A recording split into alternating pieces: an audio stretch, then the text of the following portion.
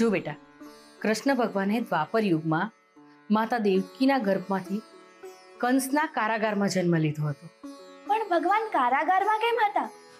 ભગવાન એમના પેટેથી જન્મ લેવાના જ હતા ને, તો ભગવાન એમને જેલમાંથી કેમ ના બચાવ્યા? એ તો ભગવાન છે ને, એ તો કંઈ પણ કરી શકતા હતા, તો પછી એમને બચાવ્યા કેમ નહીં? કંસને એવું હતું કે એનો વધ કોઈ નહીં કરી શકે, પણ પછીથી એના પાપનો અંત કરવા માટે ભગવાને તો જન્મ લેવાનો જ હતો. જ્યારે કંસને ખબર પડી કે એનો વધ એની બહેનના કુખેથી જન્મેલા બાળક દ્વારા થવાનો છે, ત્યારે કંસે દેવકીને બંદી બનાવી લીધા. આ દેવકીના 7 બાળકોને કંસે માર્યા હતા. પણ એક રાત્રે બાળ કૃષ્ણનો જન્મ થયો. વાસુદેવજી ટોપલામાં સુવડાવીને યમુના નદી પાર કરીને એમને જસોદા મૈયાને ત્યાં પારણામાં જઈને સુવડાવી આવ્યા. પણ કંસે બહુ જ પ્રયત્ન કર્યા.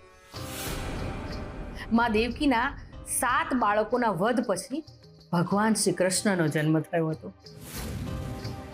અને કંસ જેવા ઘણા અધર્મી રાક્ષસોના વધ માટે ભગવાને જેલમાં જન્મ લીધો હતો. ભગવાન શ્રી કૃષ્ણનો અવતાર ધર્મની સ્થાપના કરવા અને પાપનો નાશ કરવા માટે થયો હતો. એમના જન્મને યાદ રાખવા અને શ્રદ્ધા વ્યક્ત કરવા માટે જન્માષ્ટમી ઉજવાય છે. પણ હું રાશિ માટે શું ખાસ કરી શકું એ તમે મને કહો ને. અરે આનાથી વધારે તો હું તને શું કહું, આપણી રાશિ પણ એવી જ છે ને, અધર્મ પર ધર્મનો વિજય કરનારી. હા એ તો છે, પણ મને હજુ કાના વિશે કંઈક કહો ને. દીકુ, હવે આનાથી વધારે તો હું તને શું કહું. ચલ, હવે મારે ફોન પણ કરવા છે. એક કામ કર, તું જઈને બેબોને પૂછ. બેબો તને મારા કરતાં વધારે સારી રીતે સમજાવી શકશે. હા, હવે એ જ છે જે મને સમજાવી શકશે. હું બેબો પાસે જાઉં છું.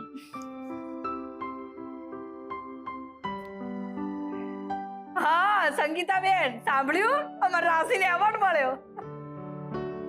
હા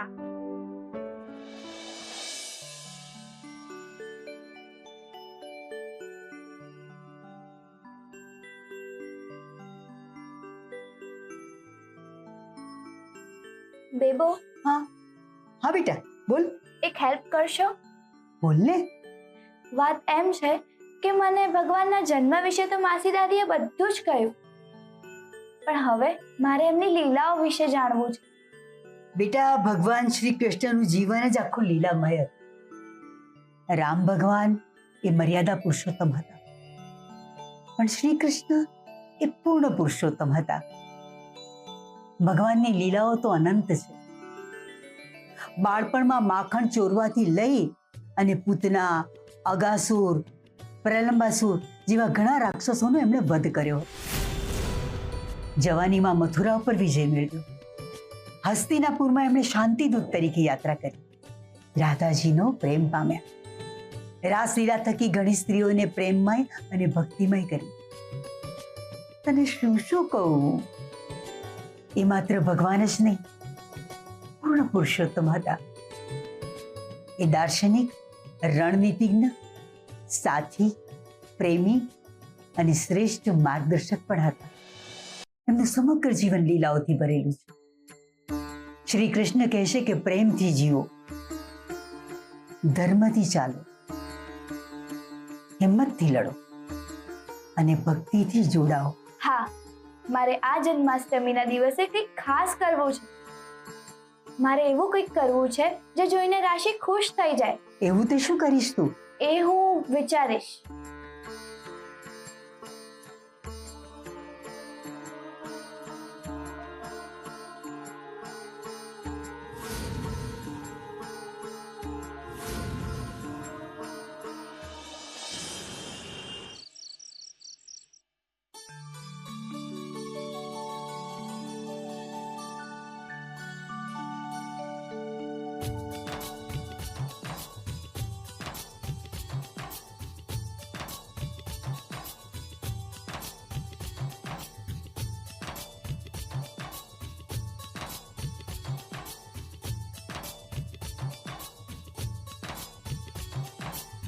મને તો હજી વિશ્વાસ નથી આવતો કે તને એવોર્ડ મળ્યો.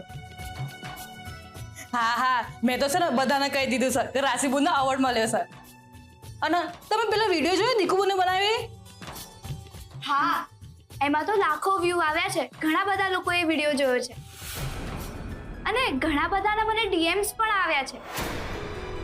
આપણા એ કામમાં એ લોકો કામ કરવા માટે પણ તૈયાર છે અને દાન આપવા માટે પણ ઘણા બધાના ફોન્સ અને મેસેજ આવ્યા છે. આ આજકાલ સોશિયલ મીડિયા બહુ ઉપયોગી નીવડ્યું છે નહીં? દીકુ તું આખો દિવસ ફોનમાં હોય છે, પણ તારી એક્ઝામનું શું થયું? મામા, મારી એ એક્ઝામ તો સરસ જ ગઈ હતી, પણ એનું ટેન્શન મને પણ છે. દીકુ, ગઈ વખતની માર્કશીટ મારી પાસે આવી હતી અને માર્ક્સ બહુ ઓછા છે, પણ મને વિશ્વાસ છે તું આ વખત બહુ જ સારા માર્ક્સ લાવીશ. તે મારી મદદ કરવામાં બહુ સમય કાઢ્યો છે બેટા, પણ હવે તું સરખી રીતે ભણી લેજે, સમજીને? હવે નેક્સ્ટ એક્ઝામમાં મને સારા માર્ક્સ જ જોઈએ છે, બરાબર? હા, પ્રોમિસ મમ્મા, હું વધારે તૈયારી કરીશ. હા, રાશિએ કહ્યું અને તે માની પણ લીધું. મને ગમ્યું હો દીકુ. બેબો, તમે મારી મજાક ઉડાવો છો કે શું? પણ હવે હું રાશિને ક્યારેય ખરાબ ફીલ નહીં કરાવું. હું રાશિની બધી વાત માનીશ. મને રાશિ પર ગર્વ છે. સાચું? હવે બધાને ખબર પડી ગઈ કે તને તારી મા પર ગર્વ છે.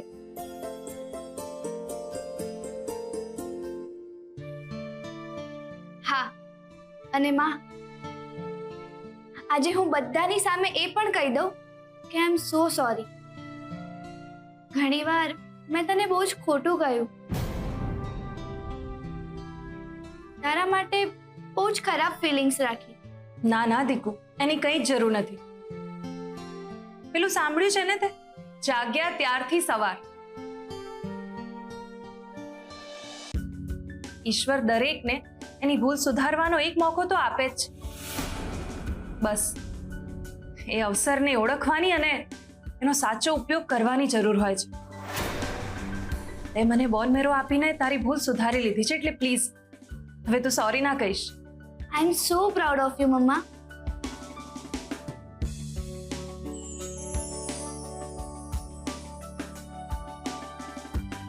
પણ રાશિ, તારા એવોર્ડની પાર્ટી લેવાની બાકી છે. આટલામાં જ પાર્ટી? હજુ તો હું 1 લાખ સુધી જ પહોંચી છું. 1 કરોડ સુધી પહોંચવાનું બાકી છે. અસલી પાર્ટી તો ત્યારે જ થશે. બહુ જ બધા આશીર્વાદ ને બહુ જ બધી શુભકામનાઓ. તું તારા દરેક લક્ષ્યને પાર કરે એવી પ્રાર્થના. અરે હા, આવતીકાલે તહેવાર છે, એટલે બધા વહેલા ઉઠીને તૈયાર થઈ જજો. તો ચાલો અત્યારે જમીને બધા સૂઈ જાઓ.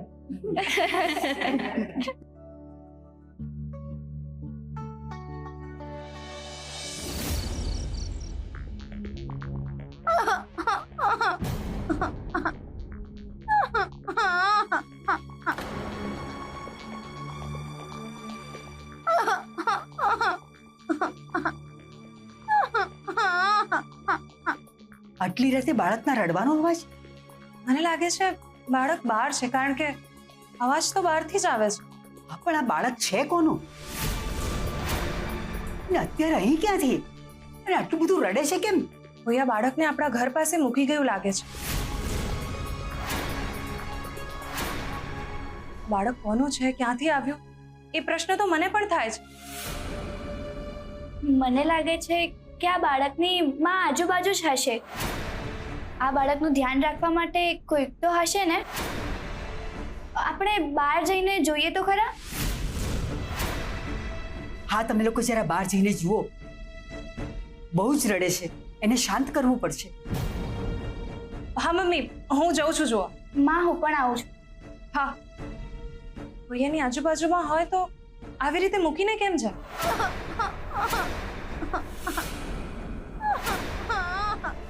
એની પાછળ શું ઉદ્દેશ્ય હશે? મને લાગે છે કે કોઈ પીડિત હશે અને કદાચ મદદની આશાએ આવ્યું હશે.